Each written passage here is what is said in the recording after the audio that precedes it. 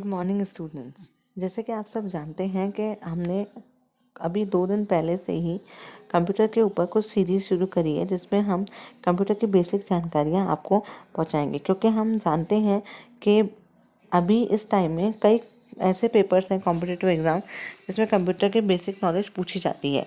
जैसे कभी जनरेशन्स पूछ ली, कभी शॉर्टकट कीज़ पूछ ली, तो वो हमें पता होनी चाहिए। या फिर कंप्यूटर का जो डेवलपमेंट है वो कहाँ से है हुआ है, सबसे पहले क्या आया, कैसे आया, तो वो सब के बारे में पूछ लिया जाता है। तो आज हम कंप्यूटर के डेवलपमेंट के बारे में कि कंप्यूटर का विकास कैसे हुआ ये हम पढ़ेंगे।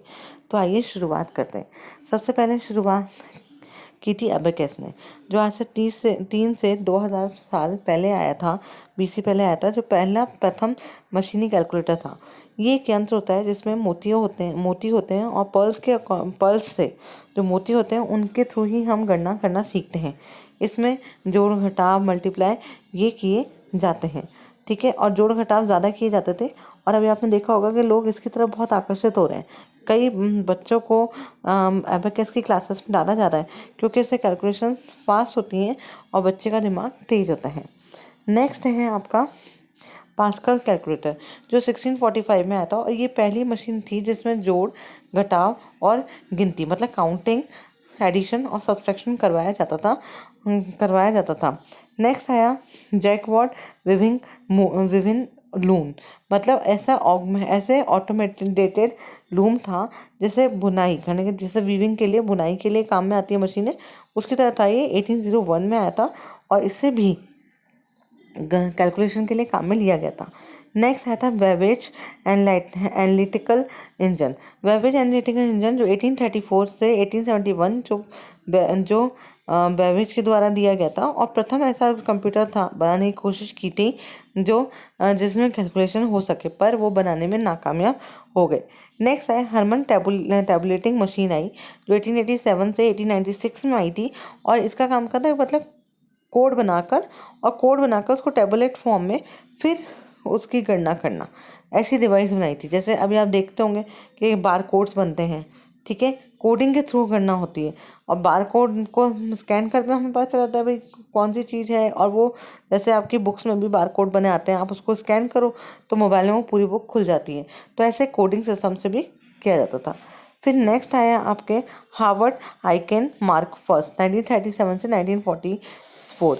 इन्होंने इलेक्ट्रॉनिक कंप्यूटर का निर्माण किया था और ये पहला इलेक्ट्रॉनिक कंप्यूटर था जिसमें जो डेटा है उसको स्टोर किया जाता था, जो इन्फॉर्मेशन है उसको स्टोर करके रखा जाता था और स्टोर करने के बाद फिर उसको प्रोसेस में लाया जाता था। फिर नेक्स्ट आया ENIAC।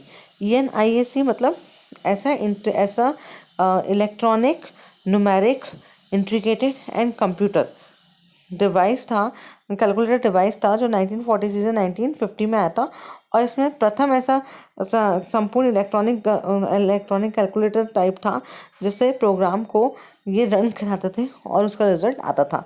तो इसकी फुल फॉर्म क्या है ENIAC की? Electronic numeric integrated and calculator, मतलब जो जितने भी सारे डेटास हैं उनको एक साथ करके उनको प्रोसेस करके और उससे रिजल्ट निकालना। फिर नेक्स्ट आया von Neumann store program constant, ठीक है, कॉन्सेप्ट। इसका मतलब ये था कि अब इसमें तो पहले तो ENIAC में जो डेटा डाला उसको प्रोसेस कर लिया और उससे रिजल्ट निकाल दिया। इसमें स्टोरेज का भी आ गया था 4552 में, जिसमें कंप्यूटर की मेमोरी में निर्देश और डेटा, इंस्ट्रक्शन और डेटा को स्टोर करा जाता था और उसमें निर्देशों को बाइनरी में कुटबद्ध करना पड़ता था। बाइनरी मतलब बाइनरी डिजिट होते हैं 0 और 1, जैसे 100 0100।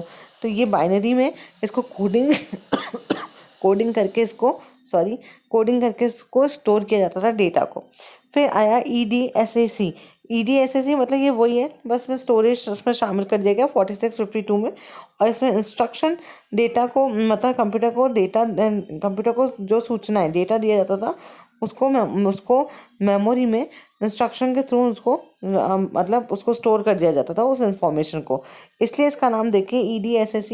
एस का मतलब यहाँ पे स्टोर से है। फिर नेक्स्ट आया यूनिवैक फर्स्ट। यूनिवैक का मतलब है यूनिवर्सल। 51 से 54 ये ऐसा प्रथम कंप्यूटर था, मतलब ये कंप्यूटर बन गया है।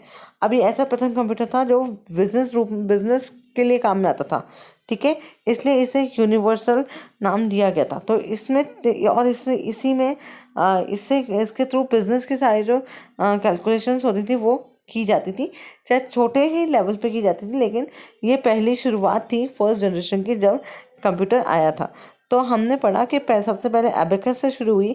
एबेकस के बाद एबेकस के बाद लूमिंग मशीन आई। लूमिंग मशीन के बाद पास्कल का कंप्यूटर कैलकुलेटर आया। फिर वेबेज का आया। उसके बाद ENIAC आया, जिसमें जितनी भी इंफॉर्मेशन थी उसको न्यूमेरिक तरीके से उसको कंप्यूट किया जाता था, मतलब उसकी गणना की जाती थी। फिर नेक्स्ट आया उनका स्टोर करना आया, और फिर उसके बाद यूनिवर्सली उसका यूज़ करना आया। कल हम पढ़ेंगे कि हमारे कंप्यूटर की कितनी जनरेशन्स हैं, कितनी पीढ़ियाँ हैं।